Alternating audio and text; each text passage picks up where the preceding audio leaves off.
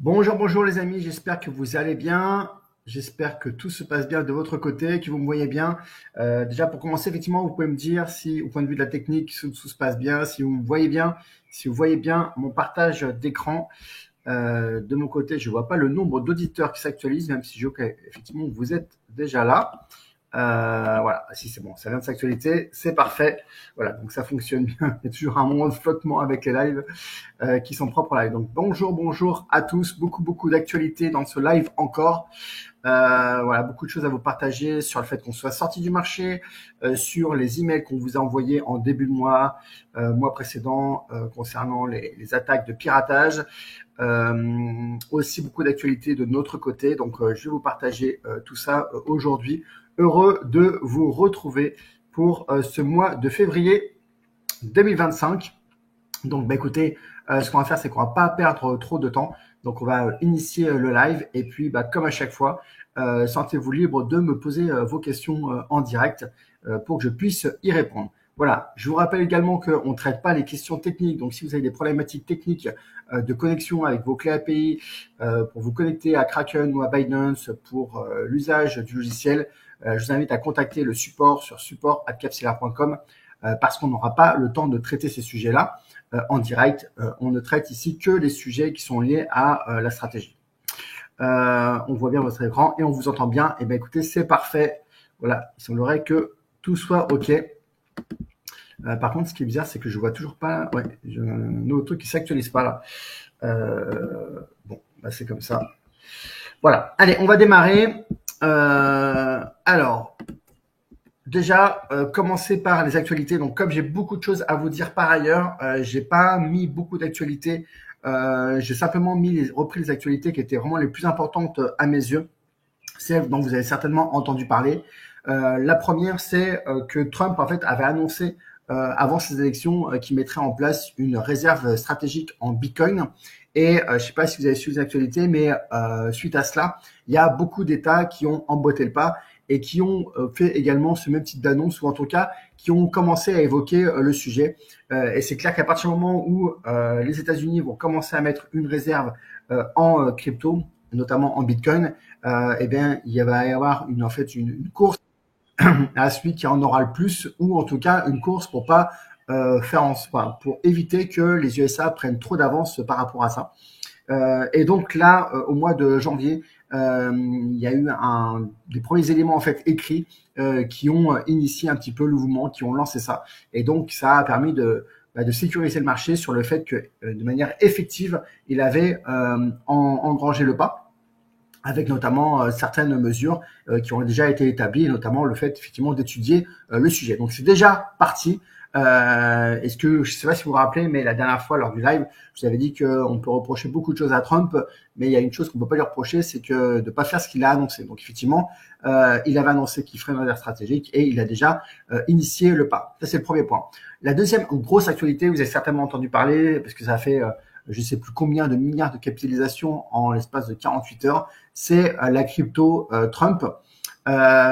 Et donc une crypto qui repose sur absolument rien derrière et qui a effectivement permis d'arriver à un niveau en fait de capitalisation qui était assez hallucinant en l'espace de très peu de temps. Donc et derrière, plus récemment là, il y a quelques jours, la République centrafricaine a lancé son propre memecoin qui a également eu un véritable succès, un tel succès qu'on est arrivé à 35%, enfin que la valeur capitalistique de cette crypto en fait équivaut à 35% du PIB du pays. Donc on arrive en fait dans des montants qui sont complètement délirants. Moi je vous invite vraiment à éviter absolument ces cryptos-là parce qu'en fait c'est simplement du gambling, c'est du casino. Alors par rapport à ces cryptos-là, en fait, il y a une bonne nouvelle et une mauvaise nouvelle. La bonne nouvelle, c'est que en fait, c'est toujours bon pour nous que le monde des cryptos soit médiatisé et que du coup, en fait, toutes les annonces qui tournent autour de ça contribuent à faire connaître le marché des cryptos et donc contribuent à la diffusion en fait du marché des cryptos. Maintenant, il y a un gros revers par rapport à ça, c'est qu'en fait, toutes les liquidités qui vont venir dans ces cryptos-là, c'est des cryptos qui vont pas aller dans des vrais projets crypto sur le long terme. Et sincèrement, il y a 9 personnes sur 10 qui vont investir dans ces cryptos-là, voire même 95 sur 100 vont perdre de l'argent. Voilà, l'autre jour, j'ai croisé un ami qui m'a dit qu'il avait déjà gagné 40 000 euros avec ça. Mais je lui dis, bah, du coup, vas-y, revends et prends ce que tu as à prendre. Il m'a dit, non, non, si jamais, si ça repart. En fait, ça repartira jamais, ça va s'écrouler. Et en fait, faites attention, en fait, à cette notion de c'était en bas et quand, à quel point c'est quand c'est au plus haut. Parce qu'on a le sentiment que, du coup, tout le monde qui était gagne de l'argent, mais en fait, non, parce que il y a cet aspect émotionnel qui fait que les gens ne sortent pas. Et derrière, après, le marché va s'écrouler. Et du coup, les gens, ben, ils iront laisser quelques sous de leur poche. Donc voilà. Donc bonne nouvelle parce que ça fait communiquer sur le monde des cryptos. Très mauvaise nouvelle parce que ceux qui vont miser, qui vont mettre de l'argent là-dedans, bien vont perdre pour la très très grande majorité d'entre eux, et que les liquidités du coup qui sont envoyées dans ces cryptos qui ne servent strictement à rien, et bien du coup ce sont les liquidités qui ne vont pas alimenter le vrai monde des cryptos, c'est-à-dire celui qui apporte de la valeur ajoutée. Voilà, dernière information par rapport à ça, c'est pas par rapport à ça spécifiquement, mais qui m'a semblé importante, c'est que la Fed estime que les stablecoins sont un bon moyen de renforcer le dollar américain. Il faut savoir, depuis quelques mois, voire quelques années maintenant, il y a une vraie dédollarisation du monde, et donc il y a de moins en moins de pays qui s'appuient sur le dollar pour faire des échanges, et la puissance aujourd'hui des États-Unis repose encore sur le fait que c'est eux qui ont la monnaie d'échange la plus utilisée. Voilà, mais c'est ça, ça change, et du coup la baisse de l'utilisation du dollar, eh bien aujourd'hui elle peut être compensée par les stablecoins, à condition que les stablecoins soient backupés par des vrais dollars. Et donc c'est ce que la Fed a noté d'intéressant, c'est qu'aujourd'hui les plus gros stablecoins sont l'USDT et l'USDC, et qui sont backupés par du dollar. Et donc tant que ces cryptos-là sont backupés par des vrais dollars derrière, eh bien ça permet en fait de continuer à maintenir la robustesse du dollar. Voilà pour les informations qui m'ont semblé importantes de vous mentionner aujourd'hui. Alors, est-ce que vous avez des informations, vous, par rapport à ça, des réactions? Oui, on va sur là, tac, tac. Voilà, pas de réaction particulière. Cryptos, c'est lié à Capstellar? Non, pas du tout. Cryptos, c'est pas du tout lié à Capstellar. C'est simplement le média que moi j'utilise pour vous relater l'information, parce que je trouve que c'est un des médias les plus exhaustifs et les plus, on va dire, accessibles sur les technologies de la blockchain. Donc c'est pour ça que je vous invite à suivre l'actualité sur Cryptost. Mais Cryptost n'a absolument rien à voir avec Capstellar. Je ne les connais même pas, ni Dev ni d'Adam. Voilà pour la petite question de Pascal. Donc voilà, disons qu'effectivement, comme disait Olivier, c'est une revue de presse que je fais en début de live, qui est plus ou moins étoffée, mais aujourd'hui, elle est plutôt light. L'idée, c'était quand même de ne pas passer à côté des informations clés que vous avez pu voir passer sur le mois qui vient de s'écouler. Maintenant, l'actualité fiscale. Donc, vous avez été quelques-uns à m'envoyer des mails par rapport à l'actualité, sachant qu'il y avait un projet de loi qui consistait en fait à imposer les actifs non productifs, les actifs immobilisés, et dans les actifs immobilisés étaient listés notamment les actifs numériques. Alors moi, dès que j'ai vu ce projet de loi, je me suis dit, bah, c'est juste, cette loi est juste inapplicable. Mais je sais à quel point le sujet de la fiscalité et des impôts peut, voilà, susciter en fait de l'émotion. Donc voilà, donc il y a beaucoup de gens qui se sont emballés autour de ça. Dites-vous bien un truc, c'est qu'à partir du moment où une loi, elle est en projet, elle n'est pas effective. Donc il y a tellement de lois, des idées qui sortent à droite, à gauche, que sincèrement, moi je vous invite à ne pas faire attention, ne pas prêter attention à en fait ces effets d'annonce. Donc voilà, quelques jours après, ça a été mentionné comme quoi c'était plus du tout d'actualité. Donc je dis pas que cette loi sur l'imposition sur les actifs immobilisés n'est plus d'actualité, mais en tout cas les impôts sur les cryptos, elles ne sont plus d'actualité. Elle n'est plus d'actualité. Le principe, c'était lequel? C'était de dire qu'en fait, à la fin de l'année, plutôt que d'attendre que chacun fasse une plus-value et donc qu'il soit imposé sur la plus-value, l'idée, c'était de dire, en fait, on allait prendre la valeur du capital en fin d'année, et s'il y avait une plus-value qui était latente, c'est-à-dire qui n'était pas enregistrée, mais qui était latente, imaginez, vous avez 10 000 euros d'année en début d'année de Bitcoin et à la fin de l'année, vous avez 20 000 euros de Bitcoin sans avoir revendu vos Bitcoins et donc sans avoir encaissé votre plus-value de 10 000 euros, eh bien là, on vous aurait imposé sur les 10 000 euros de plus-value latente, ce qui est complètement n'importe quoi, parce qu'on sait que le marché des cryptos est hyper volatile et que l'année suivante, les mêmes 20 000 euros de Bitcoin peuvent ne plus valoir que 5 000 euros, et ça serait quand même abusé que vous ayez payé 10 000 euros de plus-value latente, alors que l'année suivante, en fait, vous faites une dévalorisation qui est gigantesque par rapport au fait que ça soit une crypto. Donc voilà, je vous rappelle aussi que c'était une loi qui avait été déjà mise en place au Japon, et le Japon, après l'avoir mis en place de manière effective, était revenu dessus. Donc pour ceux qui me suivent tous les mois sur l'actualité, je vous avais déjà fait part de ça. Donc voilà, c'est juste pour moi une loi qui est strictement inapplicable. Donc quand bien même le jour ils en viendraient à l'appliquer, ils se rendraient vite compte en fait que c'est juste inapplicable, et donc à mon avis, ils reviendraient dessus. En tout cas, ce n'est pas du tout le sujet aujourd'hui, puisque justement, elle a déjà été supprimée avant même qu'elle n'existe concrètement. Donc voilà ce que je voulais vous dire par rapport à ça. Une fois de plus, selon moi, la fiscalité des cryptos aujourd'hui, même dans un pays comme la France, c'est une fiscalité qui est plutôt en fait, je dirais plutôt avantageuse. Parce que justement, elle n'impose que lors de la plus-value qui est récupérée. Rééquilibre. Alors, je répondrai aux autres questions plus spécifiques à la fin, notamment Jo. Donc, Jo, je t'invite à reposer la question à la fin du live. Même coin natif sans valeur intrinsèque. Là, voilà, ok. Voilà, donc, pas de... Le gouvernement pourrait aussi nous payer en cas de moins-value latente. Voilà, mais c'est justement pour ce genre de choses que cette loi me paraît complètement inapplicable. En tout cas, oubliez, c'est plus une question qui est d'actualité. Et une fois de plus, c'était juste un projet de loi. Donc, évitez en fait de surenchérir, de surréagir et de prêter ne serait-ce qu'attention à ces effets d'annonce. Actualité maintenant du côté de Kraken. Alors, il y a eu une annonce qui cette fois-ci est officielle, parce qu'une fois de plus, il y a beaucoup d'informations qui tournent, notamment sur le fait que l'USDT ne serait plus disponible sur Binance. Sur Binance, ça n'est absolument pas d'actualité. Donc, en tout cas, c'est des informations qui circulent, mais ce n'est pas une annonce de Binance qui a dit qu'ils allaient arrêter les USDT. Donc, pour le moment, Binance n'a fait aucune annonce par rapport à ça, et donc pour le moment, les USDT sont toujours disponibles sur Binance. Maintenant, Kraken a fait une annonce qui a annoncé en fait un calendrier pour retirer l'USDT de son exchange.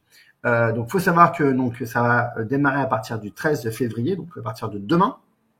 À partir de demain, la première des choses qui va être faite, c'est qu'en fait, on ne pourra plus en fait racheter des USDT, on ne pourra seulement que en vendre. Voilà.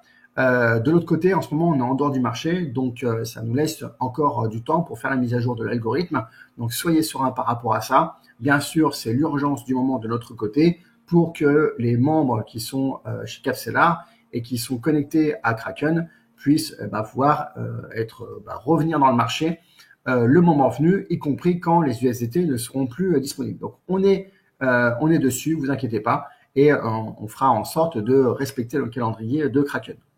Mais ce qui est intéressant aussi, c'est de montrer que en fait, lorsqu'il y a un changement majeur chez les exchanges, que ce soit Kraken ou Binance, c'est annoncé à l'avance pour nous donner le temps en fait de gérer la transition. Donc une fois de plus, soyez détendus par rapport à ce genre d'actualité, parce que nous on les suit de notre côté pour mettre à jour l'algorithme. Donc certains nous ont envoyé des messages où ils étaient un petit peu en fait catastrophés, pensant que l'USDT était terminé chez Binance, alors que ça n'était pas du tout le cas, et également chez Kraken, alors que chez Kraken en fait on a du temps pour faire l'actualisation de l'algorithme. Donc soyez sereins par rapport à ça. C'est justement tout notre rôle à nous chez Capsellar de prendre en considération ces évolutions des exchanges pour les intégrer à l'algorithme et faire en sorte que de votre côté, vous n'ayez absolument rien à gérer. Voilà. Anne, également, je répondrai à toutes les questions à la fin. Donc, si je suis pas revenu sur la fin à cette question-là, faudra me la reposer à la fin. Voilà. Je vais continuer la présentation et je reviendrai plus tard sur les questions-réponses. Donc, l'USDT chez Kraken, pas d'inquiétude, on est sur le coup pour mettre à jour l'algorithme. Actualité du marché, donc vous avez pu vous en rendre compte, en fait, on est rentré en cours de mois et on est ressorti. Alors certains qui suivent, j'imagine, les graphiques chaque jour, en fait, se sont rendus compte qu'il y avait eu un signal de sortie. Donc vous nous avez envoyé des mails à ce titre-là en disant pourquoi on n'est pas sorti vu que il y a eu un signal de sortie. Alors je vous rappelle que c'était déjà le cas quand on avait eu un signal de sortie au 28 décembre et finalement c'est au 1er janvier qu'on est réellement sorti. Pourquoi on attend quelques jours avant de sortir et pourquoi on ne sort pas le jour même? C'est pas parce qu'on est le dimanche et qu'on est sur la plage, c'est pas du tout ça. C'est juste qu'en fait, on veut pas prendre le risque d'être sorti du marché et de pas être en capacité de re-rentrer dans le marché. Donc vous pouvez voir que là, sur le screenshot que j'ai fait qui montre les chiffres du 4 février, vous voyez que le 4 février, la moyenne mobile à 14 jours, elle était à 5 558 000 et la moyenne mobile à 50 jours était à 5 555 000. Donc, le 4 février, et je crois que c'est le 1er février, il me semble, qu'on a dû avoir ou peut-être le 29 janvier, ou 31 janvier, qu'on a dû avoir le signal de sortie. Et donc, le risque, en fait, c'est que si la moyenne mobile à 14 jours est au-dessus de la moyenne mobile à 50 jours et qu'on sort, si le marché bump d'un coup et part à la hausse de manière très forte, eh bien, comme la moyenne mobile à 14 jours suit beaucoup plus près le marché, eh bien, la crainte, c'est qu'en fait, la moyenne mobile rebondisse sur la moyenne mobile à 14 jours rebondisse sur la moyenne mobile à 50 jours et que du coup, elle ne passe jamais dessous et elle ne nous donne du coup jamais la possibilité de re-rentrer dans le marché alors que le marché part à la hausse. Donc, c'est pour ça qu'on a temporisé un petit peu, qu'on a attendu de voir ce qui se passait et on a attendu que la moyenne mobile à 14 jours repasse en dessous de la moyenne mobile à 50 jours. Ça, c'est le premier point. Le deuxième point, c'est que vous pouvez voir en fait que les courbes, elles étaient vraiment très très proches l'une de l'autre. Pourquoi? Pour la simple et bonne raison qu'en fait, le marché en fait aujourd'hui temporise depuis déjà 1 mois et demi, 2 mois, et donc en fait, il n'y a pas vraiment de tendance soit à la hausse, soit à la baisse. Et c'est pour ça que vous voyez que les deux courbes qui sont orange et verte sont quasiment l'une sur l'autre. Et donc, c'est un peu particulier. Ça veut dire que ça peut un peu fausser les indicateurs d'entrée et de sortie. Donc, c'est pour ça qu'on est vigilant. Une fois de plus, effectivement, le fait qu'on a attendu a fait que on a perdu un peu de capital. Mais je vous rappelle qu'on est sur une logique d'investissement sur le long terme et que sur le long terme, les quelques pourcentages qu'on a perdus à cette occasion-là ne vont pas changer grand-chose sur la performance globale. Donc voilà, c'est ça, c'est ce que je viens de vous expliquer. Donc quand nous avons un signal de sortie, en fait, nous attendons que la moyenne mobile à 14 jours repasse en dessous de la moyenne mobile à 50 jours pour être sûr de pouvoir re-rentrer dans le marché. Puisque justement, notre indicateur de rentrer dans le marché, c'est que la moyenne mobile à 14 jours repasse au-dessus de la moyenne mobile à 50 jours. Ça, c'est ce que je vous disais tout à l'heure. En fait, vous voyez que là, il y a en gros le marché qui est la courbe bleue. Vous voyez qu'il n'y a ni tendance haussière ni tendance baissière. Je vous rappelle qu'une tendance haussière, c'est quand les plus hauts sont toujours plus hauts et que les plus bas sont également toujours plus hauts. Et quand les plus bas, c'est une période baissière, donc par exemple ici, là, sur ces quelques semaines là, on voit que les plus hauts sont toujours plus bas et que les plus bas sont toujours plus bas. Donc là, on est sur une tendance baissière. Mais regardez ce qui se passe depuis quelques temps. En fait, il n'y a pas de plus haut et de plus bas qui sont plus hauts. Et il n'y a pas de plus hauts qui sont plus bas avec en même temps les plus bas qui sont plus hauts. Donc en fait, on n'a pas vraiment de tendance qui se dessine aujourd'hui. Et quand il n'y a pas de tendance, en fait, il y a un risque que ça parte soit fortement à la hausse, soit fortement à la baisse quand on va sortir en fait de cette zone un petit peu de stabilité.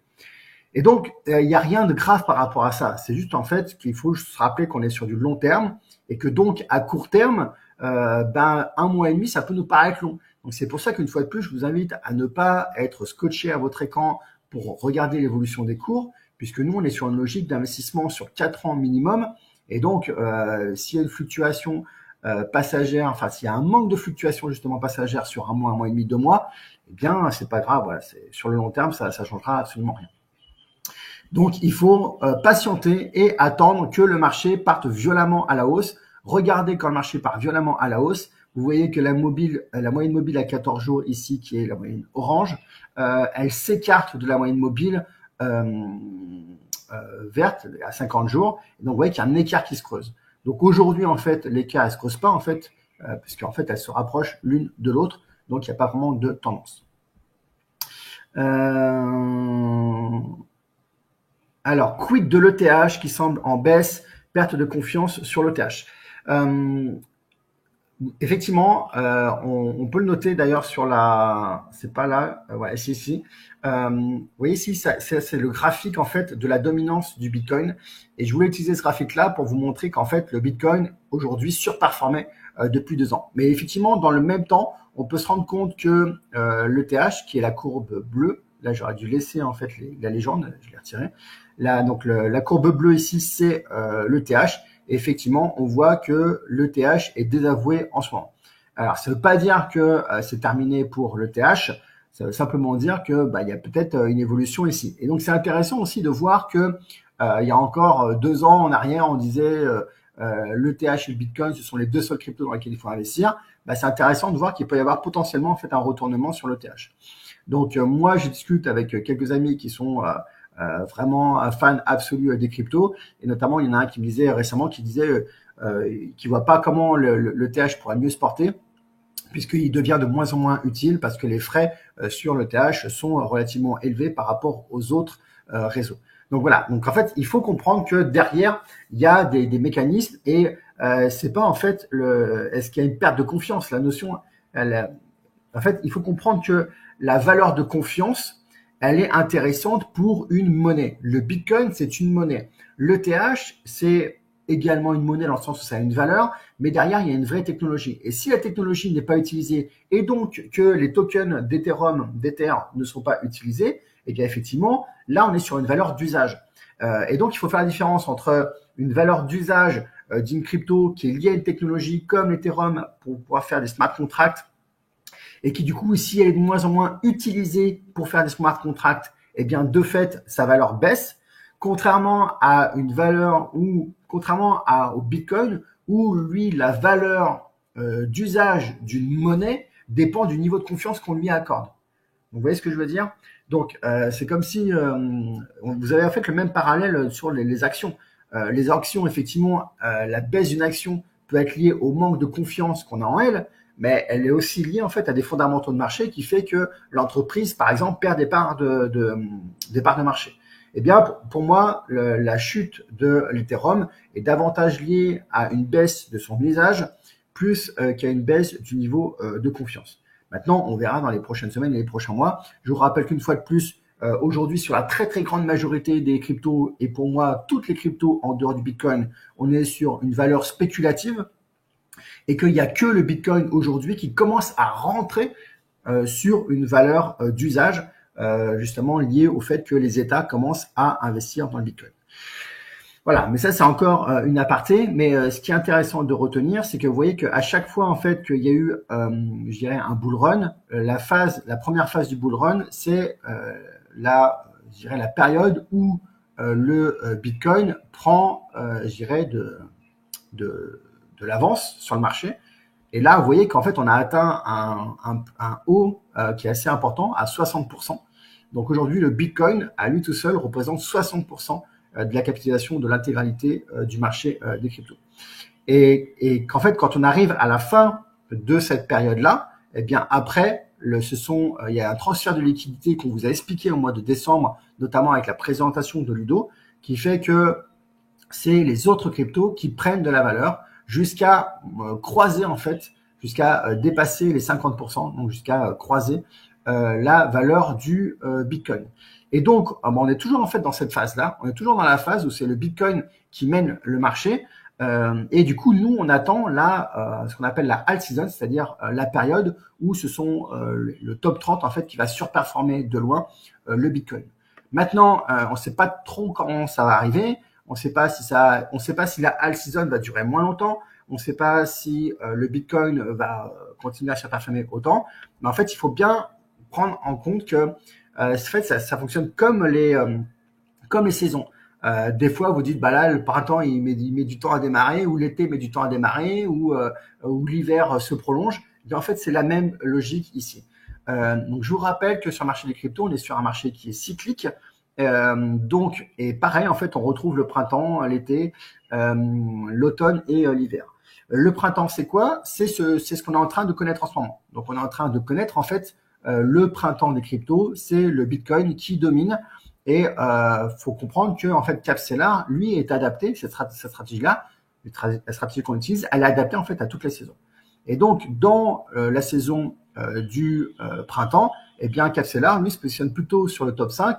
Et c'est pour ça qu'en fait, le top 5, top 30, parce qu'on sait que le top 5, sur cette période-là, est meilleur. Alors, bien sûr, on pourrait tout mettre sur le Bitcoin en considérant que c'est le Bitcoin qui tire le marché. Sauf que nous, on veut diluer le risque et on veut pas mettre tous nos œufs dans le même panier. Et donc, on veut pas que notre capital soit 100% en fait, je dirais, concentré sur le risque sur une seule crypto, quelle qu'elle soit, même si c'est le Bitcoin. Ensuite, après le printemps, arrive l'été. Et donc, l'été, c'est là où il fait chaud. Et c'est là où le marché est chaud. Le marché est chaud quand c'est la alt season. Et donc, c'est celle que nous, on attend parce que c'est là où Capstellar va faire le plus gros de sa performance. Et donc, c'est pour ça qu'à ce moment-là, nous, on se positionne sur le top 30. Mais après, il faut se rappeler aussi qu'il y a le bear market qui va nous attendre. C'est-à-dire qu'il y aura une baisse du marché. Donc, vous voyez que là, c'est les périodes rouges où, en fait, les marchés chutent de la même façon que les feuilles tombent des arbres. Donc, ça, c'est l'automne. C'est ce qu'on appelle le bear market. Et c'est aussi pour ça que nous, on a mis en place des mécanismes pour sortir du marché quand celui-ci part à la baisse, pour ne pas être exposé, en fait, à ce bear market, donc à ce marché qui part à la baisse. Et après le bear market, eh bien, il y a l'hiver. L'hiver crypto, c'est quoi? En fait, c'est cette longue période dans laquelle il se passe pas grand-chose. Vous voyez, c'est la période bleue ici qui suit une période rouge. Donc, il se passe pas grand-chose. Et voilà, quand on rentre dans l'hiver crypto, eh bien, c'est une période où il se passe pas grand-chose, comme je viens de le dire. Donc, c'est ce qu'on a connu, nous, entre 2022 et la moitié de l'année 2023. Pour ceux qui étaient là d'entre vous depuis le début, voilà, on a connu l'hiver et aujourd'hui on connaît le printemps. Et bien sûr, on a hâte que l'été arrive. De la même façon que quand on travaille, on a hâte que l'été arrive pour pouvoir profiter de l'apéritif le soir très tard et des vacances. Donc effectivement, on attend ça, mais ça n'est pas encore arrivé. Alors à savoir après, est-ce que ça tarde à arriver ou pas? C'est pas le sujet, puisque quand on est sur du long terme, on sait qu'on va passer au travers des 4 saisons. Et donc, ce qui est intéressant de voir, c'est que avec la stratégie Capstellar, en fait, on est, nous, adapté sur toutes les périodes du marché. Parce que même quand on est en hiver, eh bien, il y a l'ajout de capital récurrent qui va nous permettre de renforcer nos positions pour davantage, en fait, profiter de la hausse du marché quand le printemps et l'été reviendront. Donc ça, c'est vraiment important de l'entendre parce que certains d'entre vous, enfin, il y a un des membres qui nous a dit, qui m'a envoyé un message en disant que en positionnant ce capital sur le Bitcoin, il aurait eu une meilleure performance. Alors bien sûr, quand on va comparer de crypto par crypto, on va pouvoir trouver des meilleures performances. Maintenant, faites attention parce que la performance d'une crypto, c'est pas la performance d'un portefeuille, ça c'est le premier point. C'est-à-dire qu'en fait, même si une crypto, vous avez un cours qui est au plus bas et une valeur qui est au plus haut, et vous faites un effet démultiplicateur parce que vous faites votre calcul, en fait, sachez que personne n'a acheté au plus bas et personne n'a acheté au plus haut. Donc, en fait, cette performance, elle est liée à la crypto, mais elle n'est pas liée à un portefeuille. Donc, elle n'est pas liée à un investisseur qui aurait bénéficié entièrement de cette performance. Ça, c'est le premier point. Le deuxième point, c'est toujours plus facile quand on est aujourd'hui de regarder ce qui s'est passé dans le passé, mais est-ce que vous êtes capable de refaire le même pari sur l'avenir? Ça, c'est tout de suite plus difficile. Et le troisième point, c'est que si vous basez votre analyse sur une seule saison, c'est-à-dire la saison ici du printemps où c'est le Bitcoin qui domine, eh bien en fait, vous éludez en fait de votre analyse les autres saisons. Et donc, vous créez une hypothèse et vous créez en fait une logique de placement, une logique d'investissement sur la base d'une saison, alors que vous n'êtes pas prêt en fait avec cette analyse-là à affronter les autres saisons qui vont arriver. Donc c'est comme si vous étiez en train de faire en fait une garde-robe pour le printemps et avec ça vous pensez que vous allez être en capacité en fait d'affronter les autres saisons qui vont arriver. Donc voilà, je voulais vous rappeler ça parce que la stratégie Capstellar, elle est vraiment faite pour pour s'adapter en fait à chacune des saisons du marché des cryptos. Donc voilà par rapport à ça, je ne sais pas s'il y a des réactions par rapport au fait qu'on soit sorti. Alors il y avait une question tout à l'heure sur le fait qu'il y a eu 2 rééquilibrages, un le 4 et un le 5. En fait, pour certaines personnes, il y a eu le rééquilibrage enfin l'entrée dans le marché n'avait pas pu être effectuée. Et donc, effectivement, on a fait une entrée tardive. Alors parce qu'il y a eu des problèmes techniques, les clés API fonctionnaient plus. Donc ce n'est pas lié au logiciel, c'est lié en fait à un problème vis-à-vis des API. Et donc, effectivement, on est re-rentré dans le marché la veille où on est ressorti. L'idée étant en fait que comme on applique la stratégie, on est hyper discipliné dans l'application de cette stratégie. Donc, si vous devez être dans le marché, on fait en sorte que vous soyez dans le marché. Et si le lendemain on décide que tout le monde doit sortir, eh bien, on sort tout le monde. Donc voilà par rapport à cette question qui a été posée tout à l'heure. Gilles, c'est quoi précisément l'USDT par rapport au dollar? L'USDT, en fait, c'est une crypto qui a la valeur du dollar. Donc, c'est une crypto qui est indexée sur la valeur du dollar, mais du coup, qui nous permet d'acheter, qui nous permet en fait de conserver du capital qui est stable dans le temps, qui n'est pas soumis à la variation du marché, puisque en fait, la monnaie du dollar en elle-même est stable. Et donc, ça nous permet en fait d'avoir des cryptos dont la valeur est indexée au dollar, mais sans être en fait exposé à la variation du marché des cryptos. Olivier, non, le TH est une valeur sûre, cette baisse est un leurre. Alors, enfin voilà, donc ça, nous on rentre pas dans ces idées-là. En fait, peut-être que, enfin, moi j'ai pas envie de rentrer dans l'idée de savoir est-ce que l'Ethereum est valable ou pas, est-ce que le Bitcoin est valable ou pas, ou même si le Dogecoin est valable ou pas. On investit dans le marché des cryptos, on investit dans la technologie des cryptos. Après, c'est la sagesse des foules en fait qui va faire les choses. Si le marché Si l'Ethereum est toujours là dans 10 ans et qu'il y a toujours un usage de l'Ethereum, c'est très bien. Si d'ici 10 ans, l'Ethereum ou le Bitcoin ont disparu, pour nous, ça ne changera rien. Parce qu'en fait, avec Capstellar, on investit dans le marché global des cryptos et dans la technologie globale des cryptos. Donc en fait, on ne porte pas de jugement de valeur sur telle ou telle crypto. C'est un peu la spécificité de notre stratégie. Donc après, maintenant, on peut être fan de l'Ethereum, on peut être fan du Bitcoin, c'est pas le sujet. Mais en tout cas, nous, dans la stratégie là, c'est pas sur des analyses en fait de white paper qu'on va faire notre choix des cryptos. Pourquoi arrêter l'USDT? En fait, ce sont les exchanges qui sont un peu en fait, avec la mise en application de MiCA, donc qui est la licence, qui est la loi européenne sur les cryptos, en fait, l'USDT aujourd'hui n'est pas compatible avec MiCA, même si j'ai l'impression, enfin, en tout cas, les communications qu'ils ont faites, c'est de faire des efforts pour rentrer dans l'harmonisation en fait de cette licence, de cette loi. Alors, qu'est-ce qu'il y a d'autres questions? Voilà, bon, je vois que vous répondez en direct à des questions, donc c'est sympa, merci beaucoup.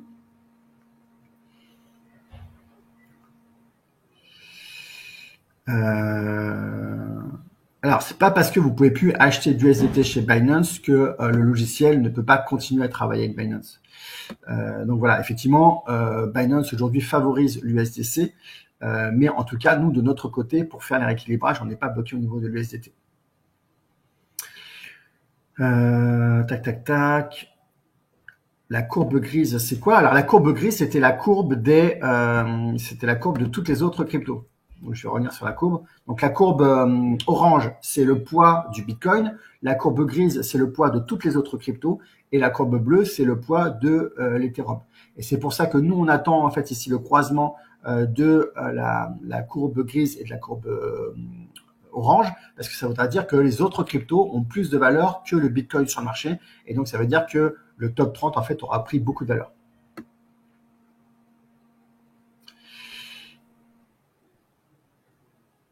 Gilles, vous ne parlez jamais des évolutions concernant l'option AI et sa stratégie. Effectivement, parce que en fait, c'est déjà ce que je rappelle ce que j'avais dit initialement, c'est que c'était une stratégie qui était plus risquée parce que du coup, on est décorrélé du top 30. Parce qu'en fait, j'ai très peu de temps à chaque fois dans chaque live. Donc effectivement, j'avais dit que je consacrerais un live, mais en fait, à chaque fois, il y a d'autres actualités qui sont plus importantes et qu'il faut rester en fait sur le long terme. Et donc la stratégie top 5 AI, en fait, on n'a qu'un an d'ancienneté dessus. Donc de la même façon que ça n'a aucun sens de faire une analyse sur 2 ans de Capstellar parce qu'on est sur une stratégie long terme de 5 ans, comme je viens de vous le dire là par rapport à la saisonnalité. Là, de la même façon, on pourra analyser, si vous voulez, le top 5 AI, mais du coup, les conclusions en fait n'auront pas beaucoup plus d'intérêt. D'autant plus que ce que je viens de vous dire, c'est que le top 30 et que la all season n'est pas encore arrivée. Donc, il est certain qu'aujourd'hui, le top 5 AI est contre-performant par rapport au Bitcoin, au seul Bitcoin. Donc, en gros, l'analyse que je viens de faire là par rapport au top 5 et par rapport au Bitcoin, elle est la même que je pourrais faire sur le top 5. Voilà. J'ai une question concernant le fonctionnement de mon programme.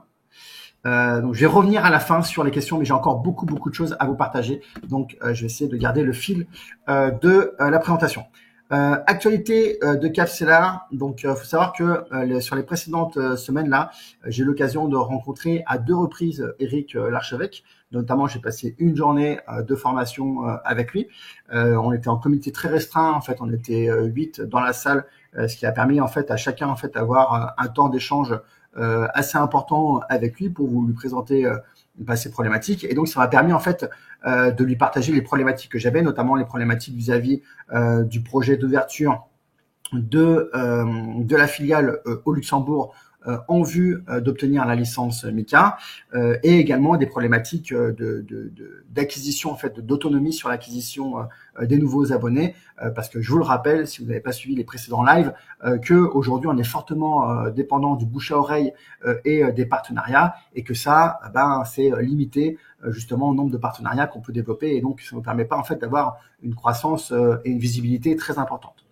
Et donc par rapport à ça, Eric m'a dit que en gros, il comprenait pas pourquoi je me prenais la tête avec la licence. Alors, je m'attendais pas à ça de sa part parce que il a quand même des parts chez CoinHouse, qui est un des plus gros acteurs du marché crypto en France. Et eux, justement, sont dans ce là. Et justement, il m'a dit, mais tu te rends pas compte à quel point en fait c'est un enfer administratif. Et je dis, je comprends pas pourquoi tu te prends la tête avec ça. Tu peux très bien en fait continuer à développer ton entreprise sans ça. Et le moment venu, le jour où tu auras suffisamment d'abonnés pour justement avoir l'aisance financière pour te permettre ça, alors pourquoi pas. Et donc ça a pas mal remis en question ce que j'avais imaginé jusqu'à maintenant. Et c'est vrai que je continue à avancer sur le projet. Et en fait, je me suis rendu compte que le timing en fait n'était pas le bon. Parce que là, ce que je vous rappelle, ce qu'on avait mis en place, c'était l'idée déjà d'augmenter fortement les tarifs pour justement être en capacité d'absorber les coûts faramineux qui représentent entre 400 et 500 000 euros dès la première année. Et en fait, ça risquait de nous mettre à mal financièrement. Et justement, pour couvrir cette année de transition, l'idée était de faire une levée de fonds auprès de vous, nos plus grands fidèles fans, et donc vous qui croyez le plus en fait dans notre projet. Et donc, même si on avait fait une belle levée de fonds et avec l'augmentation des tarifs, en fait, on était quand même exposé à un risque financier. Le risque étant en fait de pas sur la première année de pas en fait couvrir les dépenses liées à la licence au Luxembourg. Donc, j'ai pris de nouveau une décision qui est assez difficile à prendre, c'est-à-dire de mettre en pause le projet de demande de licence. Voilà, donc c'est ce que je vous annonce aujourd'hui. Maintenant, il y a une belle contrepartie par rapport à ça. Alors, il y a toujours en fait le défi qu'on a nous de faire de l'acquisition payante de nouveaux abonnés et donc de rentrer dans une logique aussi de financement, d'autofinancement en fait de l'acquisition des nouveaux abonnés. Donc, on a toujours cette problématique en fait de faire entrer des clients et du coup d'avoir un abonnement qui nous permette en fait d'avoir de faire entrer de nouveaux clients. La bonne nouvelle par rapport à ça, c'est que du coup, comme on reporte la demande de licence à plusieurs mois, voire plusieurs années, l'idée, en fait, c'est plutôt d'arriver à 3, 4 000, 5 000 peut-être abonnés avant de demander la licence pour justement être très confortable financièrement pour pouvoir le faire. Eh bien, c'est que du coup, sur cette période-là, ça veut dire qu'en fait, on sera pas obligé, on va être obligé d'augmenter les tarifs parce que justement, on peut pas avec l'ancien tarif, acheter de nouveaux clients. Enfin, on ne peut pas faire l'acquisition de nouveaux clients de manière autonome. Mais en revanche, pour les anciens abonnés dont vous faites une très grande majorité partie, donc pour tous ceux qui sont inscrits en 2024 et avant, et ben du coup, l'augmentation sera moindre que ce qui était prévu. Donc en fait, vous aurez un tarif avantageux par rapport aux nouveaux abonnés de 2025. Donc voilà, je ne sais pas encore de quel ordre, mais ce qui est sûr, c'est qu'il faut à la fois qu'on puisse augmenter les tarifs pour nous en fait avoir plus de rentabilité pour financer la croissance, Mais dans le même temps, on n'est pas obligé de, comme vous êtes déjà existant, vous êtes déjà là, on n'est pas obligé en fait d'aller jusqu'à l'augmentation qui était prévue pour les nouveaux tarifs. Donc voilà, j'espère que c'est clair. En gros, il va y avoir une augmentation, y compris pour les anciens abonnés, mais pour les anciens abonnés, en fait, vous allez pouvoir obtenir une augmentation qui sera bien moindre que ce qui était prévu initialement. Voilà. Ne me donnez pas de combien, parce que je n'ai pas encore eu le temps de réfléchir à la question, mais comme on rentre pas dans cette logique de surcoût de 400 à 500 000 euros par an, eh bien, c'est normal en fait que les anciens qui étaient là, vous qui nous faites confiance depuis, pour certains, le début, bah, que vous soyez moins impactés par l'augmentation de tarifs. Même si on sera obligé d'en appliquer une pour, comme je viens de le dire, être en capacité de faire de l'acquisition de nouveaux abonnés en étant 100% autonome là-dessus. Voilà par rapport à ça. Je ne sais pas si vous avez des questions sur le sujet. Bonjour, un peu dur la situation pour ceux qui ont commencé à casser l'art fin décembre, car on est entre une seule fois sur le marché et on y perd de l'argent. Mais non, mais Valentin, il faut surtout pas raisonner comme ça, parce qu'en fait, je passe mon temps à vous répéter que c'est une stratégie sur le long terme. Et quand je présente la stratégie avant que vous rentriez dans le logiciel, j'explique que c'est une stratégie sur le long terme. Donc, penser que c'est dur, en fait, c'est s'auto-flageller en fait. Et je veux pas que vous soyez là-dedans en fait. Donc oui, on attend le bull market avec impatience. Quand on a vécu de septembre à décembre, tout le monde était content, tout le monde était euphorique. Mais comme je vous disais déjà à l'époque, l'euphorie, elle n'était pas bonne, elle n'était pas saine. On est sur une stratégie long terme et il faut rester décorrélé de ça. Donc Valentin, je rappelle que la stratégie c'est sur 4 ans. Et tant que les 4 ans ne se sont pas passés, eh bien, on ne fait pas attention à ce qui se passe. Je sais que c'est difficile, je sais que c'est un marché qui excite, mais c'est le fonctionnement de la stratégie. Donc, si vous voulez absolument de l'excitation, allez vous-même faire des investissements, allez acheter du Bitcoin, allez acheter de l'Ethereum, allez acheter je ne sais quelle crypto, peut-être la crypto de Trump. Là, vous allez avoir de l'excitation. Mais si vous êtes dans une logique d'investissement long terme, pour développer un capital sur le long terme, il faut être détaché vis-à-vis de l'évolution du capital. Valentin, oui, je suis d'accord avec l'archevêque. Mickey est un piège administratif dans la gueule de l'ordre européen. Effectivement, c'est une belle image. Quelle est la différence entre être avec licence ou être sans? Alors, Jean-François, comme nous sommes basés à l'île Maurice, si les gens viennent nous contacter, eux, pour utiliser notre service, ben, en gros, c'est OK. On n'est pas dans l'illégalité et on n'est pas dans l'illégalité de faire ce qu'on fait. Voilà. Maintenant, si on veut avoir une démarche de commercialisation sur le marché francophone et européen, eh bien, on doit avoir une licence qui nous le permet. Et notamment, la licence, en fait, nous permet d'accéder à des réseaux de conseillers en gestion de patrimoine. Aujourd'hui, un conseiller en gestion de patrimoine ne peut absolument pas conseiller Capcellar à ses clients investisseurs, quand bien même il demanderait une stratégie qui correspondrait en gros à une sécurisation d'une partie de leur capital sur le marché des cryptos. Parce qu'en fait, on n'a pas la licence. Alors que les conseillers en gestion de patrimoine sont obligés, parce que eux-mêmes ils ont une licence, ils sont obligés par l'AMF de conseiller uniquement des produits qui ont la licence. Donc voilà. Olivier, acquérir des abonnés, ça veut dire quoi? Ça veut dire être en capacité de faire de la publicité pour se faire connaître. Et donc, la publicité coûte de plus en plus cher. Et donc, aujourd'hui, en fait, on n'a pas les moyens, avec le chiffre d'affaires qu'on génère avec l'abonnement, on n'a pas les moyens de financer la publicité. Voilà. Joe, ah oui, pour Eric Larchevêque, oui, pour ceux qui ne le connaissent pas, il passe quand même dans... ça fait maintenant 3-4 saisons, peut-être même plus, qui passe dans Qui veut être mon associé sur M6. Donc effectivement, c'est le fondateur de Ledger, qui est une entreprise crypto qui est valorisée à 1,5 milliard, ce qui est assez rare pour une entreprise française. Dominique, bonne nouvelle. Même avis que Joe. Chris, voilà, merci, c'est une bonne nouvelle, merci. RDV, rendez-vous dans 4 ans. Alors oui, effectivement, merci, bien compris pour la licence.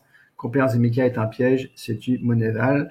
Binance rejette tous les versements, c'est pas que ce soit OK. Non, ouais, dans quelques semaines. Bon. Voilà pour ça. Maintenant, l'actualité du début du mois qui, je vous assure, enfin moi, m'a particulièrement occupé beaucoup de charge mentale, on va dire. On va dire ça comme ça. C'est que malgré... Sophie, je suis un peu déçu d'entendre que les cotisations vont augmenter parce que je suis là depuis le début, c'est-à-dire janvier 2022. Si je m'abuse, donc c'est fait 3 ans, on démarre la 4e année et les gains que j'ai fait, j'enlève la cotisation pendant 36 mois, c'est réduit à un néant. Donc si la cotisation augmente encore, tant que les noms... Oui, mais alors Sophie, je reviens toujours sur le même sujet. C'est, on peut pas... Je sais pas comment dire. En fait, je viens de passer un quart d'heure pour expliquer qu'il y avait 4 saisons dans un cycle.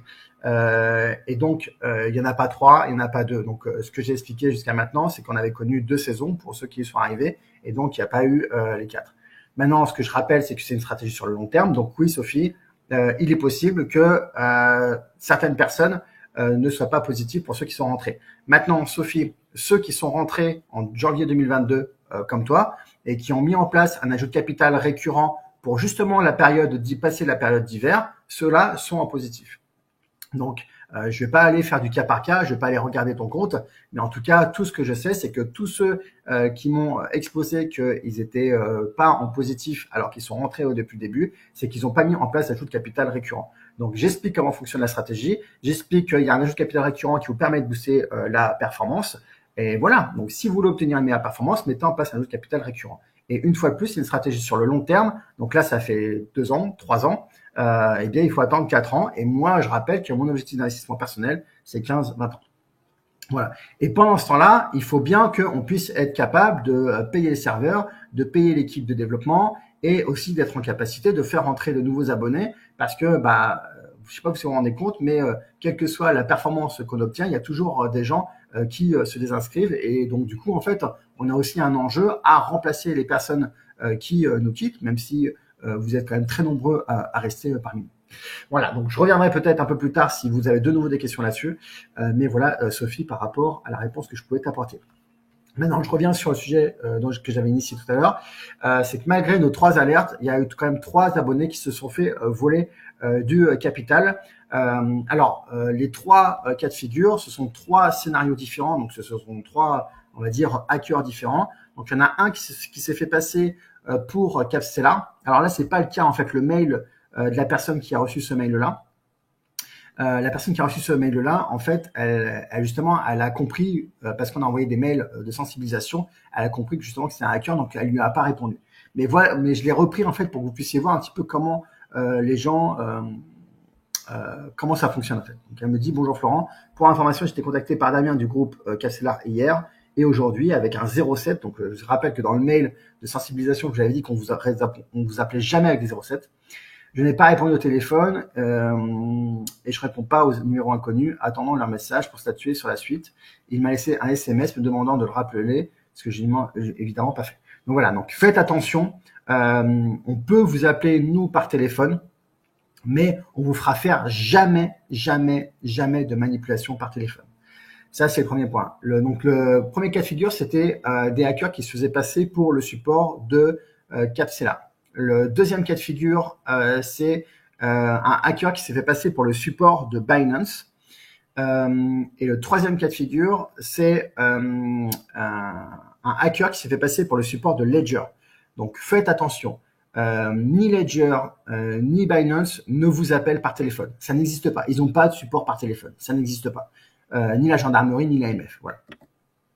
Donc, le scénario est toujours le même, c'est attention, vous avez un problème de sécurité. Donc, typiquement, on vous appelle en vous disant quelqu'un s'est connecté aujourd'hui sur votre compte. Donc, bonjour, je suis du support de Binance. Vous avez un compte chez Binance. Quelqu'un s'est connecté à votre compte depuis Londres ou depuis l'Allemagne. Est-ce que c'est vous? Et donc là, vous dites, bah non, c'est pas moi. Du coup, il y a un problème. Et du coup, la personne vous dit, bon, bah si c'est pas vous, alors il faut absolument qu'on sécurise votre capital pour pas que les voleurs puissent y accéder directement lors de leur prochaine connexion. Et donc, c'est là, en fait, que vous, dans les instructions qu'ils vont vous donner, vous-même, en fait, vous allez faire ce qu'ils vous demandent, c'est-à-dire transférer l'argent sur leur compte à eux. Et donc, c'est comme ça que vous allez perdre votre argent. Donc, il y a des éléments, en fait, qui doivent vous alerter. Déjà, la première chose, c'est si vous envoie un email, regardez, en fait, l'URL, enfin, le nom de domaine du mail qui est utilisé. vous voyez que là, il y avait jetscats.com et là, il y avait client.capselar@gmx.fr. Jamais on vous envoie de mail de la part de gmx.fr. Jamais on vous envoie un mail. Voilà. Donc, si Binance vous envoie un email, c'est dans l'adresse de l'expéditeur, c'est @binance.com. Si Capstellar vous envoie un mail, dans l'email, c'est @capstellar.com. Donc ça, c'est le premier truc qui doit vous alerter. La première des choses que vous devez vérifier quand vous recevez un mail de ce type-là, c'est de dire, bah, tiens, qui me l'a expédié? Et donc, c'est pas parce qu'il y a écrit client.capstellar que ça veut dire de Capstellar. Regardez le nom de domaine. Ici, c'est gmx.fr. Et donc, gmx, c'est un peu comme Gmail. Vous pouvez créer autant d'emails que vous voulez chez gmx. Maintenant, ici, il y avait une autre alerte dont on aurait pu se rendre compte, c'est qu'ici, il y avait écrit Your Bitpanda Anti-Fraud Service. Donc, ça veut dire que les hackers qui font ça, vous voyez qu'ils ont bien repris le visuel, mais en fait, ils font ça également sur Bitpanda. Bitpanda qui a un autre exchange comme Binance. Et ils ont laissé ici, ces imbéciles, dans leur signature, ils ont laissé le mot Bitpanda, alors qu'ils auraient dû mettre, ils remplaçaient Bitpanda ici par Binance. Donc, vous voyez qu'ici, en fait, il y a une espèce d'incohérence. Donc, vous devez être alerte par rapport à ça. Donc, c'est vraiment important parce que si vous recevez des mails comme ça et que vous y croyez, bien derrière, en fait, vous allez être tenté de faire ce nom. Donc, vérifiez le nom de domaine dans l'adresse, le nom de domaine dans l'adresse de l'expéditeur et s'il y a une incohérence dans le message. Et surtout, comme je l'ai déjà dit, jamais on ne vous demande de changer des paramètres sur votre compte par téléphone. Donc, soyez très vigilant par rapport à ça. Maintenant, quand j'ai été confronté à ces problèmes-là, je me suis dit, bon, là, on est en train de subir. Comment on peut faire en sorte que, en fait, pour réparer le truc. Donc, bien sûr, nous, on est en mode sensibilisation. Quand on a appris que certaines personnes se faisaient passer pour nous, bien, tout de suite, on vous a envoyé un mail. J'ai envoyé un mail la semaine suivante quand j'ai eu plus de précisions sur les scénarios qu'ils utilisaient, une fois de plus pour vous sensibiliser. Mais une fois que le mal est fait, je dirais le mal est fait. Donc, je pense que vous avez été peut-être une dizaine à être contactés par des personnes comme ça. Et sur la dizaine, il y en a 3 qui se sont fait avoir. Et donc, j'ai réfléchi et je me suis dit, qu'est-ce qu'on pourrait nous mettre en place du côté de Capstellar? Et donc, j'ai réfléchi à une solution qui serait en fait un fonds de garantie. C'est pas figé encore dans le temps, c'est une proposition que j'aimerais vous faire aujourd'hui. L'idée, en fait, c'est de co-construire ça ensemble. Le principe, ça serait qu'en fait, chaque membre cotise à hauteur de 1% par an de son capital, dans la limite de 200 € de cotisation par an, pour ceux qui auraient du coup plus de 20 000 € de capital. Et ça permettrait en fait de rembourser les victimes de piratage social. Donc en gros, les 3 cas de figure qu'on a eu là, c'était du piratage social. En gros, on se fait passer pour quelqu'un pour pirater. Et donc dans la limite des 20 000 € de capital. Et en gros, à chaque fois qu'il y a un client qui était exposé, en tout cas, il avait pas plus de 20 000 € sur Capstellar par rapport à ça. Comment ça pourrait fonctionner? En fait, ça serait un déclenchement et éligibilité. C'est-à-dire que si en fait on se rend compte, on va faire une enquête, comme là on l'a fait en fait à chaque fois pour bien comprendre quels étaient les leviers qu'ils utilisent. Et du coup, on dirait bon ok, donc vous vous êtes fait voler de l'argent, voilà, à votre insu. Du coup, ce qu'on propose, c'est que on va vous rembourser, mais on va pas vous rembourser directement sur votre compte. En fait, on va bloquer votre argent pendant 2 ans sur un sous-compte dédié qui sera chez nous, mais qui appliquera la stratégie. Donc, c'est-à-dire vous restez abonné encore pendant 2 ans minimum, et pendant ces 2 ans-là, plutôt que d'avoir l'argent sur votre compte, il est chez nous sur un sous-compte, et du coup, vous continuez quand même à recevoir la synthèse de rééquilibrage, et donc comme si vous étiez en fait un abonné tout à fait normal. L'idée étant en fait, c'est de vous protéger de ne pas être piraté une deuxième fois, et l'idée étant, c'est que si on vous rembourse et que vous dites non, c'est bon, moi je suis écuré, je récupère mon argent et puis ciao, basta, c'est quand même dommage parce qu'en fait parce que vous profitez en fait de la solidarité de l'ensemble des membres de Capstellar, c'est ce qui permet d'alimenter le fonds et de vous rembourser, et puis finalement vous êtes tellement échaudé que vous partez. Donc en gros, ce blocage des 2 ans, c'est un petit peu pour limiter cet effet en fait d'être échaudé et de vouloir absolument partir parce que vous avez subi en fait un piratage. Donc ça serait l'idée. Ensuite, un abonné ne pourrait bénéficier qu'une seule fois du fonds de garantie. C'est-à-dire que si vous êtes fait avoir une fois et que vous n'avez pas eu, je dirais, la présence d'esprit d'intégrer ce qui s'était passé et que vous faites réavoir une deuxième fois, là, on considère que c'est vraiment de votre faute. Et donc, c'est pour ça que l'idée, c'est vraiment on ne peut bénéficier qu'une seule fois du fonds de garantie et pas plusieurs fois. Ensuite, que le remboursement ne pourra couvrir que les sommes investies sur Capstellar au moment du vol. C'est-à-dire que si vous aviez d'autres capitales sur d'autres stratégies ou sur d'autres sous-comptes, nous, on regardera uniquement que le capital qui était présent au dernier rééquilibrage sur la stratégie Capstellar, puisque si on met en place une garantie dans le cadre de Capstellar, c'est pas pour aller protéger les fonds que vous avez mis par ailleurs. Et enfin, eh bien, l'abonné devra être à jour de son abonnement Capstellar et avoir installé les paramètres de sécurité à l'installation. Et bien sûr, vous êtes quasi-intégralité ont mis en place les paramètres qu'on vous invite à faire. Donc voilà, donc je ne sais pas ce que vous pensez de cette idée-là. C'est une suggestion. Et donc, j'aimerais faire un sondage pour ça. Donc, je vais publier le sondage. Et du coup, dites-moi dans le sondage un petit peu ce que vous pensez de cette idée-là. En gros, il y a deux façons de penser face à cette option de fonds de garantie. C'est-à-dire, oui, c'est bien parce que du coup, on crée une communauté et on est tous solidaires et ça peut arriver à tout le monde un petit peu de se faire avoir, de se faire berner. Et croyez-moi, les hackers sont de plus en plus professionnels. Vraiment, quand ils sont au téléphone, il n'y a pas de problème d'accent. Ils sont très convaincants et ils savent utiliser les bons ressorts en fait pour vous amener à faire ce qu'ils souhaitent que vous fassiez, c'est-à-dire faire un virement vers leur compte. Voilà. Ou donc ça c'est la première posture. Deuxième posture, c'est de dire s'il y en a qui sont à voir et qui sont en gros trop naïfs pour se faire avoir, tant pis pour eux, c'est à eux d'assumer et c'est pas à moi de payer 1% pour un risque dont je suis sûr que je ne cours absolument pas parce que je pense que je suis plus intelligent et que si ça devait arriver, je pense que je le saurais. Voilà. Donc il y a pas de bonne raison ou de mauvaise raison, il n'y a pas de bonne réponse ou de mauvaise réponse, il n'y a pas de bon raisonnement ou de mauvais raisonnement. C'est juste que si nous on met en place quelque chose comme ça, on sera plus ou moins obligé de l'appliquer à tout le monde parce que la force qu'on a aujourd'hui, c'est d'avoir entre 7 et 8 millions de capital sous gestion. Et donc, bien sûr, on souhaite grossir. Et donc, aujourd'hui, en fait, on a atteint une taille critique qui nous permet justement de proposer ce type de service-là. Mais par contre, si on le propose et qu'on le met en option et que vous êtes que ne serait-ce que 10% ou 20% à le vouloir, en fait, on n'aura plus assez de capital pour justement constituer un fonds de garantie qui nous permette de protéger ça. Donc, en gros, c'est pour ça que au-delà de 20 000 euros, en fait, on limite la cotisation à 200 euros et on limite aussi la couverture de la garantie à 20 000 euros parce que tous les investisseurs qui ont au-delà de 20 000 euros, effectivement, ce n'est pas à eux de porter plus de poids de risque en fait pour les plus petits. Et en même temps, pour ceux qui seraient sur la formule starter qui aurait moins de 2 000 euros de capital, c'est une option qui serait optionnelle, qui serait pas en fait imposée. Et donc l'idée, ça serait de l'imposer à ceux qui sont en builder et en booster, et puis jusqu'à hauteur de 20 000 euros de capital. Donc allez-y, dites-moi ce que vous pensez de cette proposition.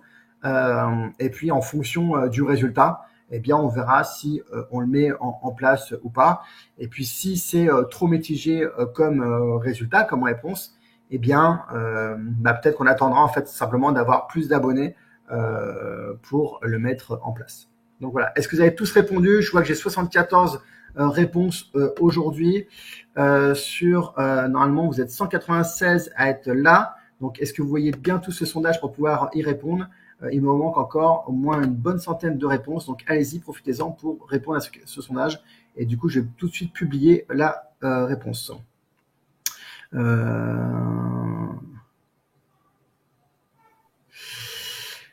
Tac, tac, tac.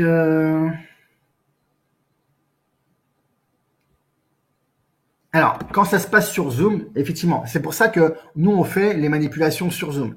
Mais dites-vous qu'un hacker, jamais il vous montrera sa tête sur Zoom. Donc ça, c'est très important. Ne faites pas de manipulation au téléphone, mais quand c'est nous qui vous le demandons, en plus, vous connaissez, parce que sur la plateforme, en fait, vous avez les photos de toutes les personnes de l'équipe. Donc, vous savez, en fait, à quoi doit ressembler la personne que vous allez avoir en visio.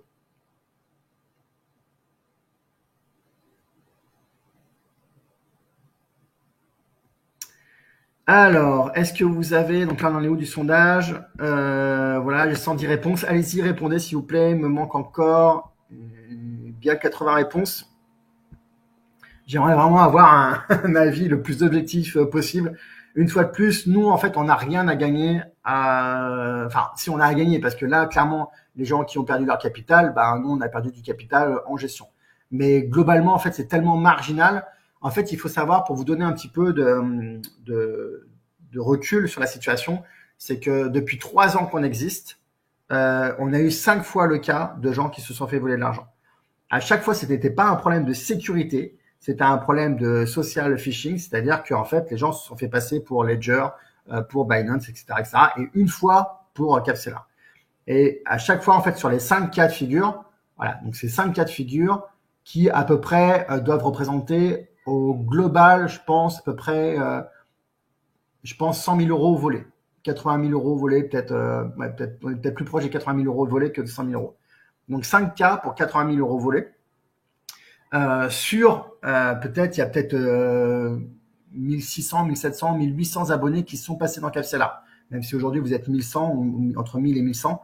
Voilà. Donc vous voyez que c'est vraiment une très infime partie. Donc si on met en place un fonds de garantie, c'est vraiment pour quelques cas de figure. Mais pour nous, en fait, chaque cas de figure c'est difficile en fait. C'est difficile. C'est toujours difficile en fait de se faire avoir, de se rendre compte qu'on s'est fait avoir. Et donc nous, on est dans une logique de vous apporter un service de bout en bout. Donc si on peut vous apporter une solution par rapport à ça, voilà. Donc j'ai 121 réponses et vous êtes 190 normalement à être là en live avec moi. Donc il me manque encore 70 réponses. Mais on va peut-être clôturer là. Allez, on va clôturer là parce que j'ai déjà 121 réponses. Donc globalement, je pense que ça va pas beaucoup changer les résultats. Et donc normalement, je dois pouvoir terminer le sondage. Je vous laisse encore quelques secondes pour y répondre. Pendant ce temps, je vais boire un verre d'eau.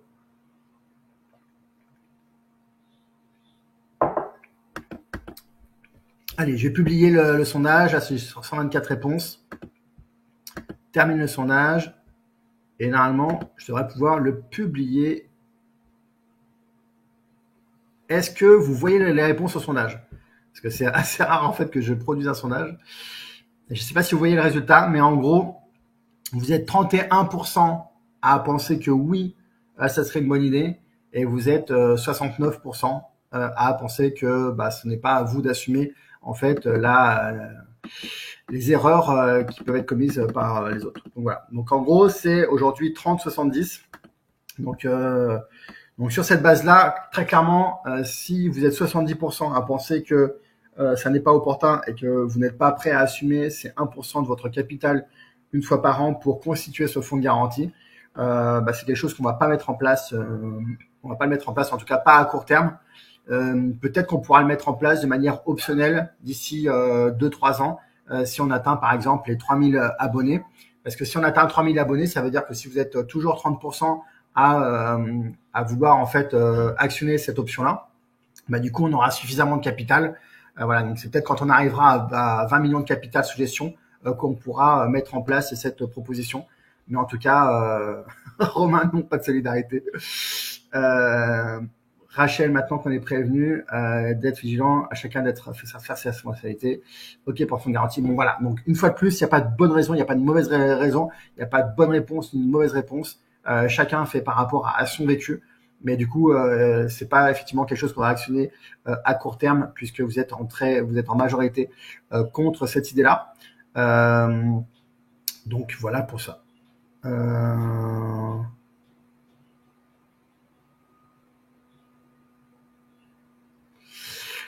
Ok. Donc voilà. Donc écoutez, merci pour votre feedback par rapport à ça. Donc c'est pas quelque chose qu'on va actionner dans les prochaines semaines et les prochains mois.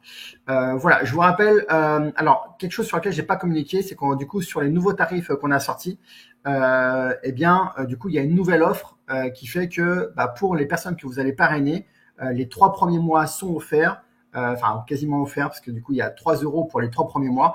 Avec les frais d'inscription de 200 € qui sont offerts. Donc en gros, quel que soit le forfait qu'ils choisissent, ils peuvent y accéder avec du coup les 3 premiers mois pour seulement 3 € plus les 200 € de frais d'inscription qui sont offerts.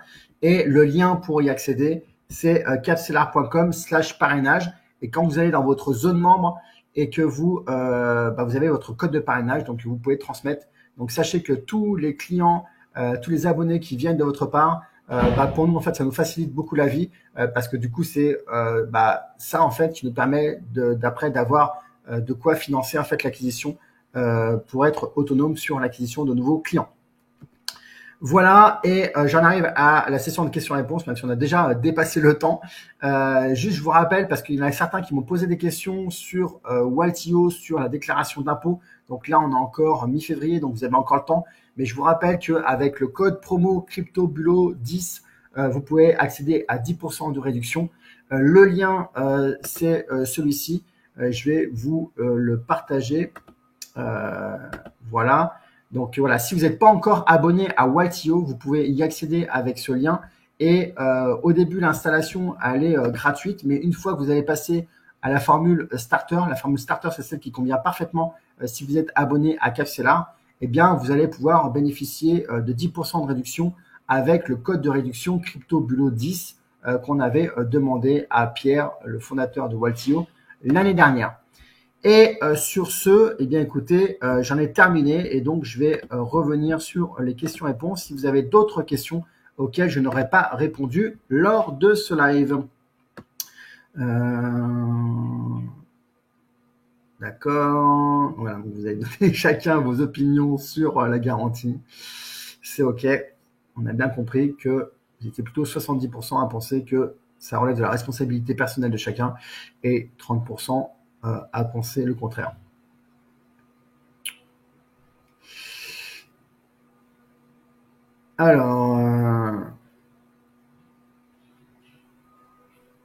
Alors, tac, tac, tac. Je cherche les questions du coup auxquelles j'aurais pas encore répondu.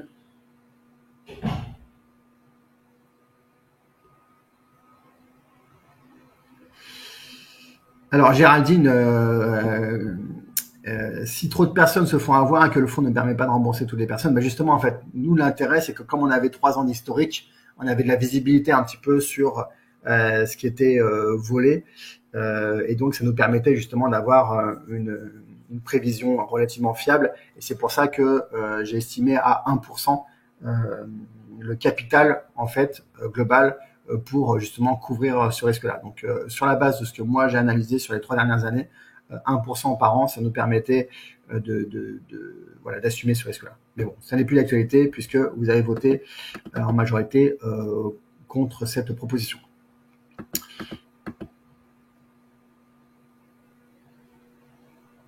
Alors, Guyliana, pourquoi ne pas laisser le choix à chaque abonné? Simplement parce que on pourra constituer un fonds qui soit suffisamment important pour justement être en capacité de rembourser les gens qui se feraient avoir. En fait, il faudra un minimum de capital et que là, on l'avait avec les 7 millions de capital qu'on avait, mais qu'en dessous, en fait, avec 30%, très clairement, on n'aura pas de capital suffisant pour couvrir les personnes qui pourraient voilà, donc ça remet en cause en fait le modèle global de la structuration de ce modèle-là.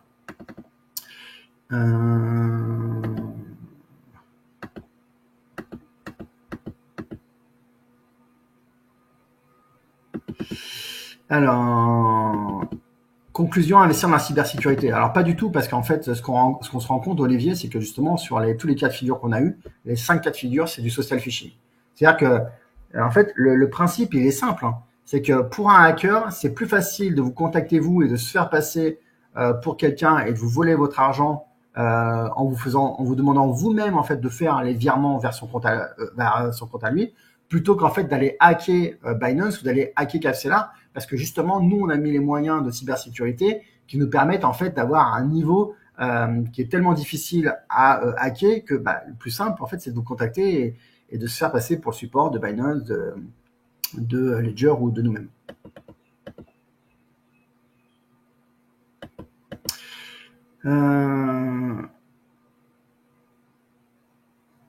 Alors, on est effectivement l'IA avance, mais on n'en est pas encore à ce niveau-là. Et puis de toute façon, sachant qu'ils arrivent déjà en fait à avoir les gens par téléphone, je pense pas qu'ils vont encore dans les prochaines semaines et les prochains mois attaquer l'IA en vidéo, en live. C'est quand même plus particulier, quoi.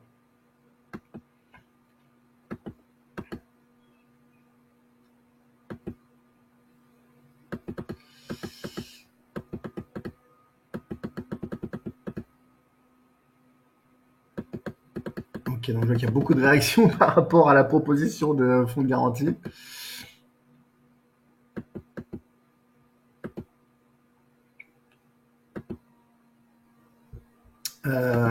Sabine qui dit dommage, je pense que les voleurs sont de plus en plus forts et tout le monde aura besoin d'être protégé. Sabine, je suis vraiment d'accord avec toi. Nous, alors je comprends aussi ceux qui veulent pas payer pour la entre guillemets naïveté des personnes, mais sincèrement, ils sont de plus en plus forts et on voit vraiment en fait qu'il y a un professionnalisme qui se met en place, ça devient une vraie industrie. Nous, sur les comptes qu'on a retracés, notamment d'un voleur, on est remonté sur un wallet qui a vu passer plus de 23 millions. Je sais pas si vous vous rendez compte, mais en fait, c'est devenu un vrai métier. Et donc, ils sont ultra professionnels. Et je suis d'accord qu'en fait, il y a des signaux d'alerte qui peuvent nous alerter, mais sincèrement, ils sont de plus en plus forts. Et donc voilà, donc Sabine, je suis assez d'accord.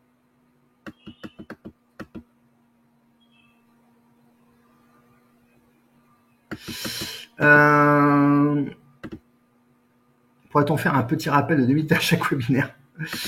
Ouais, on pourrait faire ça.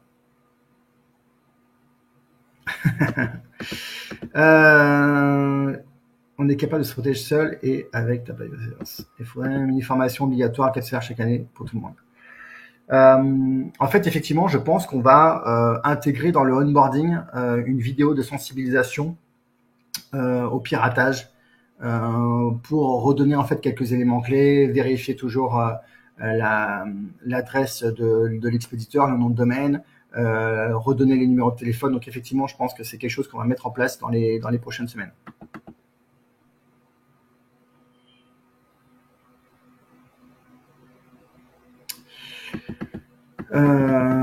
Tac tac. Alors, Marie-Alix, peux-tu nous rappeler l'objectif de Watio? Alors, l'objectif de Watio, en fait, Watio est un outil qui va se connecter à votre compte Binance ou Kraken et qui va vous permettre en fait de faire une extraction facilement et du coup un rapport sur les plus-values que vous avez générées l'année dernière. Et donc, en gros, c'est un document qui vient apporter un petit peu la preuve de ce que vous avez fait sur les cryptos. Et donc, vous allez pouvoir en fait faire votre déclaration crypto avec un support sur lequel vous allez pouvoir vous appuyer. Et du coup, c'est ce support-là que vous allez pouvoir récupérer de Watio. Hélène, feriez-vous un zoom avec Pierre Watio comme l'an dernier? Alors, il faut que je contacte Pierre pour voir ça, mais je suis pas sûr en fait que ça ait un intérêt parce que simplement en fait, il n'y a pas eu vraiment de mise à jour de la fiscalité. Voilà, mais je vais quand même le contacter pour voir si on peut mettre ça en place et voir en fait quelle serait la plus-value à. Voilà, je vais voir avec lui en fait s'il y a vraiment des actualités nouvelles depuis l'année dernière et s'il y a des choses sur lesquelles ça pourrait avoir un intérêt en fait de faire un live. Alors non, Watio c'est pas uniquement en France, c'est en Belgique. Il y a quelques pays limitrophes, en Espagne aussi il me semble. Allez sur leur site et vous pourrez voir du coup qui ça concerne. Si on investit, en fait, le sujet, c'est pas le capital qui est investi, Emmanuel, c'est le nombre de transactions réalisées. Donc, avec le nombre de transactions réalisées, et puis surtout si vous avez fait de la plus-value. Si vous n'avez pas fait de plus-value, donc par exemple, si vous êtes rentré, enfin voilà, ça dépend si vous avez fait de la plus-value, et surtout si vous avez encaissé de la plus-value. C'est-à-dire que si vous êtes rentré chez Capcellar en 2024 et que vous n'avez pas sorti de plus-value, vous n'êtes pas concerné. Alors, le partage du lien, il doit être quelque part là pour Watio, peut-être tout en haut dans le chat ou peut-être tout en bas, mais il y a un lien. Mais de toute façon, sinon, il est repris dans la zone membre.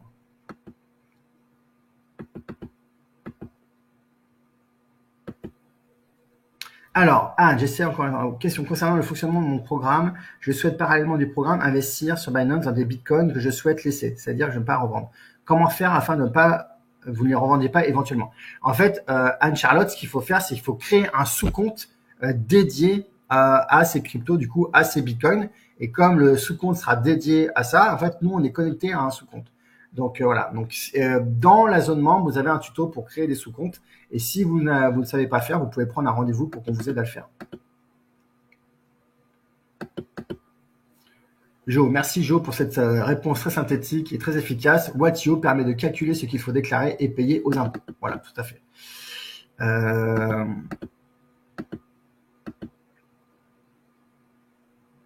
Donc le code promo pour ces CryptoBulo, donc l'ancien nom de Capcellar 10, CryptoBulo 10, pour obtenir 10% de réduction.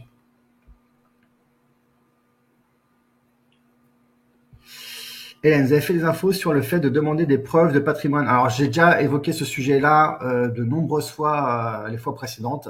Nous, en fait, on ne peut rien faire par rapport à ça. Donc, il faut être patient et il faut envoyer les documents que Binance se demande. Donc, voilà, je sais que c'est contraignant pour ceux qui sont exposés à ça, mais il faut le faire. L'eau est à combien, l'île Maurice? Je pense qu'elle doit bien être à 30 degrés en ce moment, l'eau.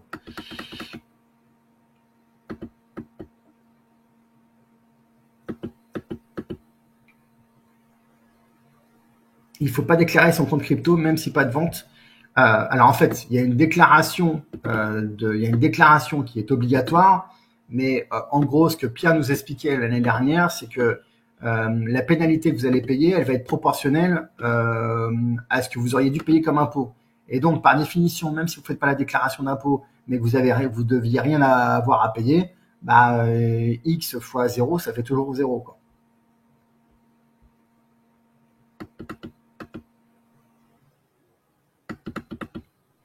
Dominique, moi aussi je trouve vraiment cela dommage. Il faut aussi penser aux débutants qui arrivent. C'est pas dommage en fait. Voilà, c'est comme ça. Il faut accepter. Après, une fois que nous on arrivera peut-être à 20 millions de capital sous gestion, c'est une option, le fonds de garantie qu'on pourra proposer. Donc pour moi, c'est pas complètement éludé, mais c'est important aussi de prendre en considération les besoins de chacun.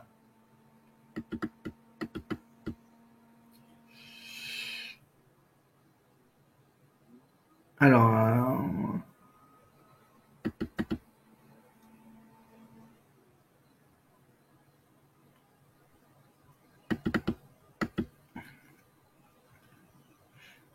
Alors Sophie, je viens de rejoindre Capcellar en janvier, la cotisation sera augmentée comme pour les anciens. Alors normalement, si vous êtes rentré au mois de janvier, normalement vous êtes sur le nouveau tarif. Après, ça serait peut-être à vérifier parce qu'il y en a qui sont passés dans les mailles entre les mailles du filet et qui ont pu profiter encore des anciens tarifs alors qu'ils sont arrivés en janvier 2025. Je vérifie. Ouais, ce qui est votre cas, Sophie. Donc, Sophie, quand vous avez pris un abonnement à l'année, vous êtes encore tranquille pendant un an, donc pas de stress par rapport à ça. Pas de stress par rapport à ça.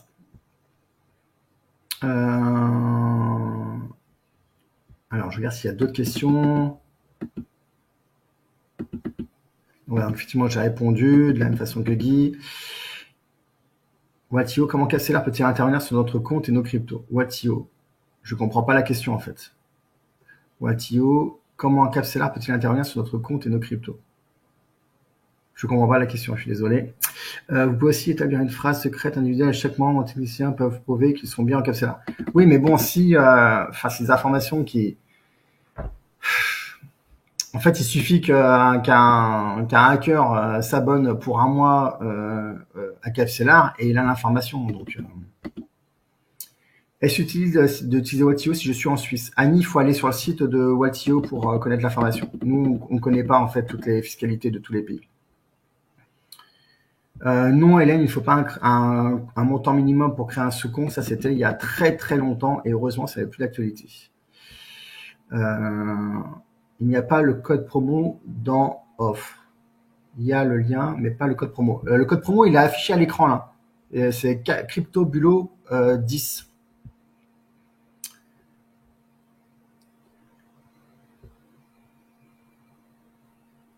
Peut-être tu pourrais mettre le lien Watio dans l'espace abonné des liens amis. Alors on n'a pas ça encore aujourd'hui, mais je sais que vous devez avoir le lien quelque part dans la zone membre, probablement sous la vidéo YouTube du live de l'année dernière. Mais si pas de sortie crypto, on n'a rien à déclarer. Non, effectivement, normalement vous avez, enfin pas normalement. Après, je sais pas ce que vous avez fait à côté, mais normalement non. Mikao, attention, un pirate peut utiliser un numéro de téléphone de Capcellar. Alors aujourd'hui, on n'a pas vu le cas, on n'a pas eu, parce que là, en fait, ça demande un niveau de technicité encore plus abouti. Et effectivement, il faut savoir que on avait eu entendu que des hackers avaient utilisé le numéro de téléphone de Binance ou de Ledger, je me rappelle plus si c'était Binance ou Ledger, pour appeler. Et effectivement, ils avaient réussi à pirater le numéro de téléphone. Donc effectivement, il faut être vigilant sur les téléphones Mais en tout cas, nous, on l'a pas constaté récemment là, et la plupart du temps, c'est quand même, ils font pas ça. Enfin, je veux dire, voilà, c'est pour ça que je vous dis en fait que ça devient vraiment un métier où ils sont vraiment de plus en plus experts.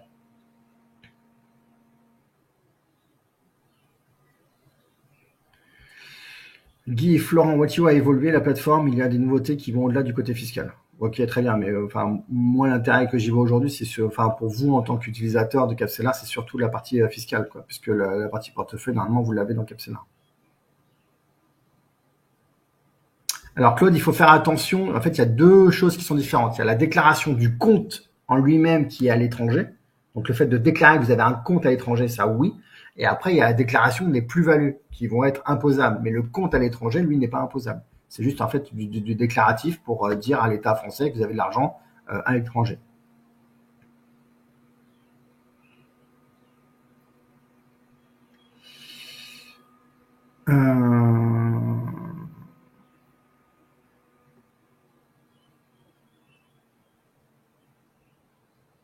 Donc effectivement, si vous n'avez pas sorti de plus-value, vous avez pas de raison de faire la déclaration d'impôt.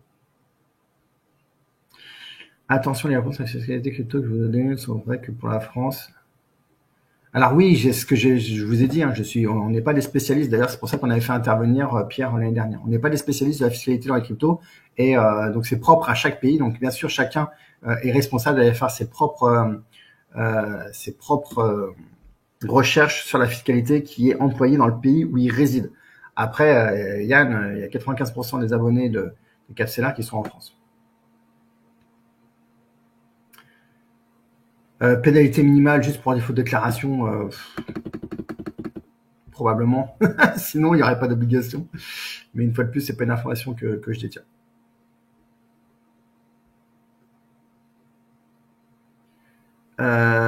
Quel tarif pour les anciens? J'ai expliqué tout à l'heure que je l'avais pas encore. Bah, du coup, il sera moindre que pour les nouveaux. C'est la bonne nouvelle du jour. Vous devriez être content de cette bonne nouvelle. Watio peut-il intervenir sur le compte? Non, puisqu'en fait, l'API de Watio, c'est une API uniquement de consultation. Ce n'est pas une API qui génère des transactions comme celle de Capsela.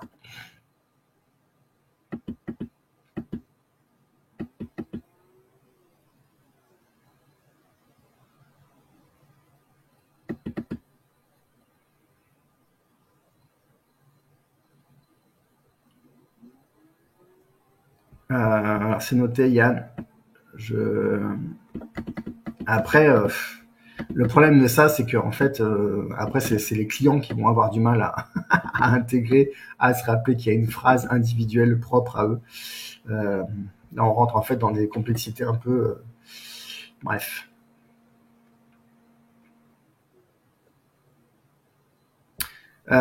Marc, effectivement, les 5% prélevés sur la plus-value sont considérés comme des transactions et donc comme un événement fiscal. Mais il faut se rappeler aussi que vous avez une exonération jusqu'à 305 euros, ce qui représente en fait 6 000 euros de plus-value générée sur l'année. Donc tant que vous êtes en dessous de ces 305 euros de frais sur gain qui sont prélevés sur l'année, vous n'êtes pas imposable. D'ailleurs, c'est pour ça que dans la zone membre, on vous reprend en fait le montant total des frais sur gain prélevés l'année précédente.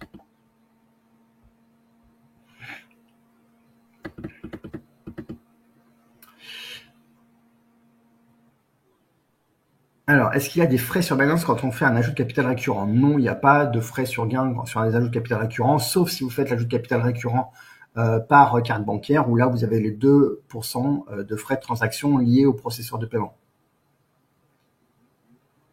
Une recommandation pour la date pour faire ces ajouts de capital en début de mois ou à la fin de mois, bah, c'est surtout en fait en fonction de la date d'anniversaire de votre rééquilibrage. Donc si la date d'anniversaire de rééquilibrage, c'est par exemple le 10 de chaque mois, bah, effectivement, il vaut mieux faire l'ajout de capital autour du 6-7 pour être sûr que l'argent soit présent sur le compte au moment du rééquilibrage.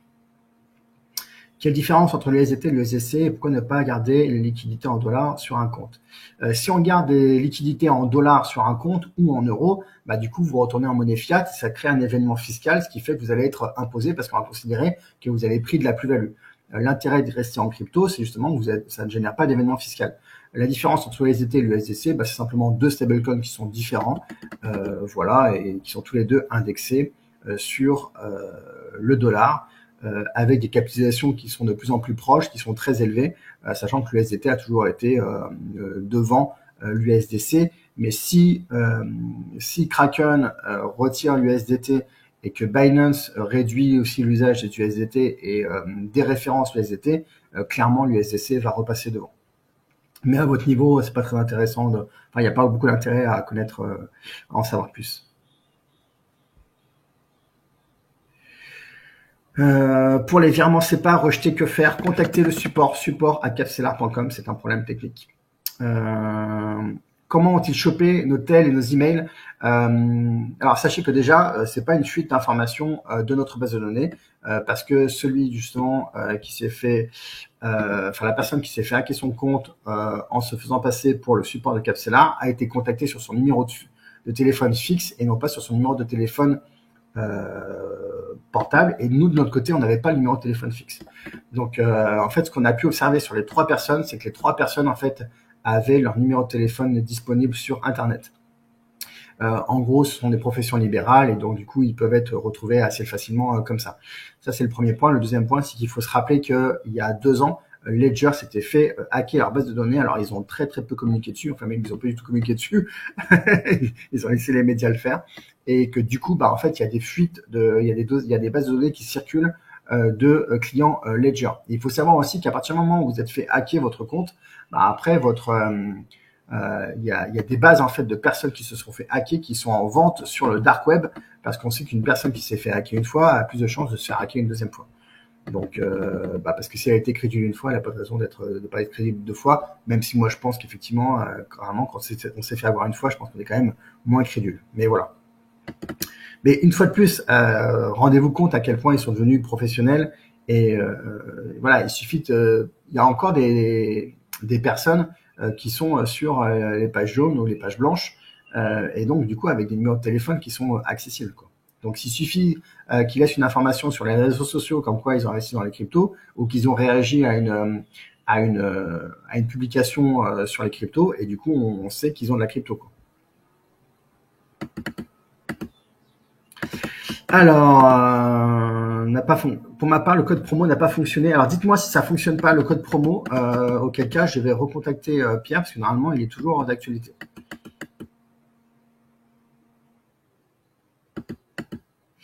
Voilà, et normalement, j'ai répondu à toutes les questions.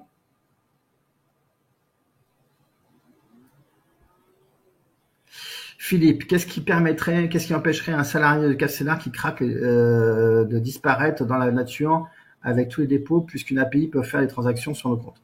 Alors en fait, qu'est-ce qui empêcherait? C'est que déjà en fait, vos comptes sont whitelistés, c'est-à-dire qu'en fait, quand il y a un transfert d'argent qui se fait de votre compte à Capcellar pour le paiement des frais, en fait, ça se fait uniquement parce que le compte de Capcellar est whitelisté, et que aujourd'hui aucun salarié n'a accès au compte de Capcellar. Voilà, il y a aussi en fait des précautions qui sont prises sur la séparation en fait des pouvoirs, c'est-à-dire que les devs ont accès aux devs et donc ont accès à l'usage des clés API via l'algorithme du logiciel, mais ils n'ont pas accès au compte Capcellar. Et de la même façon que moi, je n'ai pas du tout accès en fait aux API et à l'algorithme, parce que en fait c'est d'un côté il y a ceux qui gèrent la technique et il y a de côté ceux qui gèrent la finance. Donc c'est des choses qui sont aujourd'hui qui ne sont pas possibles en fait matériellement, en tout cas dans l'organisation qu'on a mise en place. Et une fois de plus, Philippe, sur 3 ans d'historique, moi j'ai fait 100% confiance à mon équipe et j'ai aucun sujet par rapport à ça. Mais après effectivement, on peut être on peut être sous la menace et donc faire des choses sous la menace.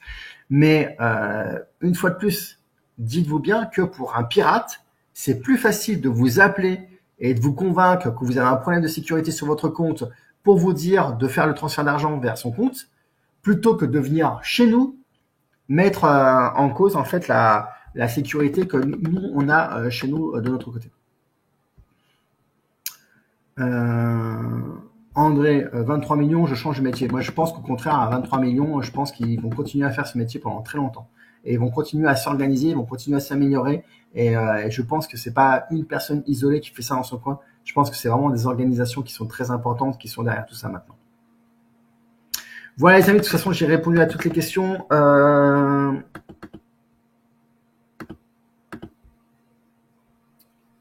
Pensez-vous qu'on va rentrer à nouveau dans le marché? Bien sûr, on va rentrer un beau jour. Par contre, c'est clair que maintenant, la moyenne mobile à 14 jours est bien en dessous, enfin bien en dessous. Elle est significativement en dessous de la moyenne mobile à 50 jours. Il faut attendre que le marché reparte à l'eau. De toute façon, on n'a aucun intérêt à être dans le marché tant que le marché ne trouve pas sa direction. Donc, il faut attendre que le marché reparte à la hausse. Mais une fois de plus, on est sur une logique long terme. Donc, pas d'impatience à avoir. Il reste encore de beaux jours devant nous pour ce bull run de 2025. L'année va être longue, on n'est encore que à mi-février, donc on a encore du temps devant nous. Voilà, merci les amis, ce live va encore durer 1h30. Je suis désolé pour le dépassement du temps, mais il y avait beaucoup de choses à vous partager. Et du coup, voilà, merci encore à vous d'avoir été là, d'être toujours aussi présent et aussi enthousiaste. Et du coup, je vous dis à très bientôt au mois prochain pour un nouveau live. Merci encore et à très bientôt. Ciao, ciao.